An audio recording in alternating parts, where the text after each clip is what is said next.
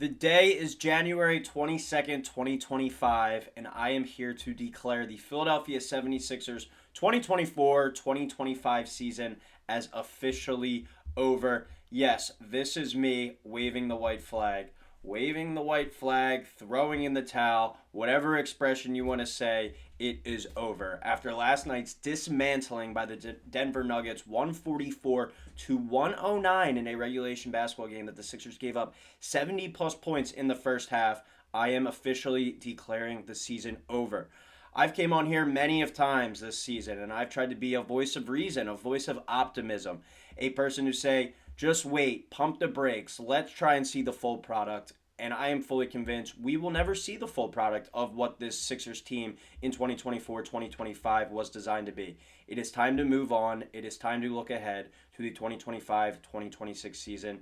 And there are many problems that this Sixers team has to figure out. They just locked up Joel Embiid to a massive contract extension that ties him to the team for another 5 more years. Who knows if he's even going to be able to play basketball in the next 5 years. Paul George looks like a shell of himself.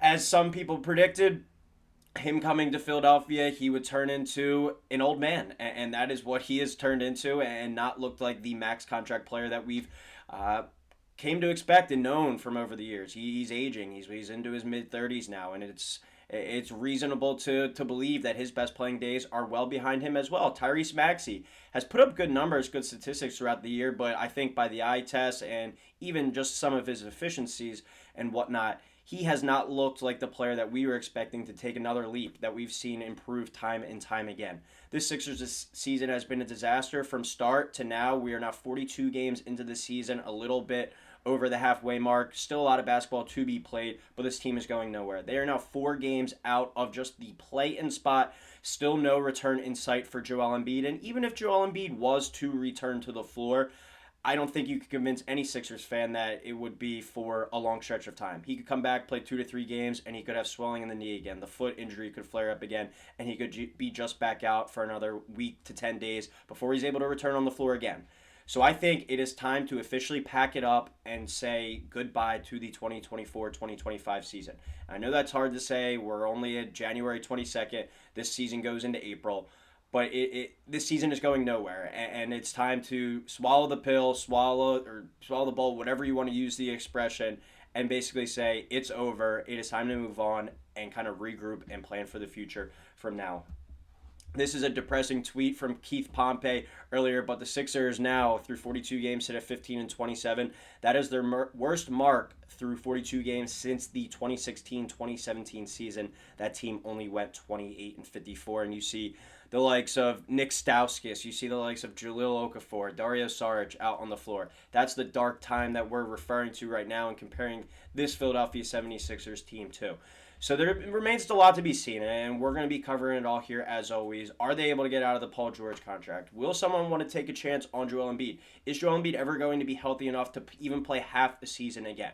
For this season, I think for sure it is time to pack it up. As I said at the beginning, 4 games now out of just a play-in spot. And even if you get to the play-in spot, you have to win the play-in round, and then you're going to be playing the Boston Celtics or the Cleveland Cavaliers, who, with the state of the roster that the Sixers have right now, you're probably looking at a sweep, maybe a gentleman's sweep at best. So it remains to be seen kind of where do you go from here. Jared McCain already out for the season. Paul George, he's going to have to suck it up and play. No matter if this team decides to punt or not, he's going to have to suck it up and play unless he suffers a major injury. Tyrese Maxey is going to be out there playing hard every game, doing his thing. And as I said at the beginning, he has, if you look at his numbers, you're not like, oh, wow, he's having a terrible year. But last night even, 28-10, but it's in a 144 to 109 losing effort. That is unacceptable, and it's a defensive effort of just lack thereof effort, which is inexcusable as well. We talked about this a couple weeks ago, but that goes to the top at Nick Nurse. Even with Joel Embiid not in the lineup, you have 2 max contract players. You still have a healthy enough roster. You should not be giving up 144 points in an NBA game at all. That is an effort thing. I understand it's the Nuggets. I understand Jokic had a triple-double, had his way, as he does with most teams. But 144 points in a regulation game is an effort type thing, and that's just a frown upon type of performance. for anybody involved in the Sixers fan base, and that starts at the top with Nick Nurse. He has to demand better defensive effort, even in games. It's understandable that you're going to get blown out, but 144 points, that is inexcusable. So it remains to be seen kind of where do you go from here. Obviously, the two major things, the major contracts that you're looking at are Joel Embiid and Paul George. Neither of those guys are obviously getting moved during the season, but the Sixers do have two players on expiring deals that are going to be attractive trade pieces with the trade deadline coming up at the beginning of February, the middle of February. There are two players in Kelly Oubre and Gershon Yabusele who are on affordable, cheap, expiring contracts that contenders should take a look at, and the Sixers should definitely consider moving, especially a guy like Yabusele who was out of the league this time last year, and credit to him for how great of a season he's had. But they should definitely look at being able to move him, getting whatever asset you possibly can, because he's probably going to cash into a deal that the Sixers won't be able to afford this offseason. And Kelly Oubre as well, a guy that I would love to have around, a guy that's on a player option next year, but does he opt out for a potential bigger deal? Do the Sixers just look to trade him and get him kind of maybe at the peak value that he has right now? And it's a bummer to say because outside of Jared McCain, Gershon Yabusele and Kelly Oubre have been the two most enjoyable Sixers to watch this year and the two Sixers that have played the hardest. But it is time to take a look kind of in the mirror and look at this season. And the main point of discussion with this Sixers team as well, if you do want to tank, obviously you need that pick within the top six. It's been well documented here on the channel, but the Oklahoma City Thunder own the Sixers pick if it falls out of the top six. So you're kind of in this gray area, and we talked about it before on the channel that the floor of this roster is good enough to surpass that bottom six record and just kind of be there in contention for that playing round. But if Embiid's out for an extended period of time still, and then you do decide to move off of a Yabusele and a Kelly Oubre, now you're talking about probably an overall roster, Jerry McCain out, who knows what happens with Paul George. You're looking at a roster that is probably in contention for one of those bottom six picks. And we know, obviously, it comes down to the lottery, but it is time for the Sixers to move on from this season and basically get any trade assets that they're able to, whether they decide to roll into next year with Tyrese Maxey and Jared McCain, and if they are able to find a way off the Paul George folks, go with that, and hopefully a healthy Joel Embiid after basically sitting out an entire year, kind of rehabbing and resting these knee and foot injuries back, whatever you want to throw into the mix, and kind of go from there, see if these trade assets are able to land you anything. Are you able to get off the Paul George contract potentially as well? That's looking like a disaster. So many questions remain to be seen, but what can we do in the here and now? And that's where we're going to start with moving these expiring contracts, these expiring deals. What could the Sixers get? Obviously, that remains to be seen. Do they get a young player? Do they get a draft picks as assets, which they would probably prefer? But this is a Sixers team that, with looking at this Kelly Oubre deal, and as I said at the beginning, Kelly Oubre has probably been my favorite Sixer to watch this year. He's the guy that 42 games, he's shown up the most and shown the most effort. But you look at this deal, he's got a cheap expiring contract this year for about $8 million. He's on the books for the Sixers.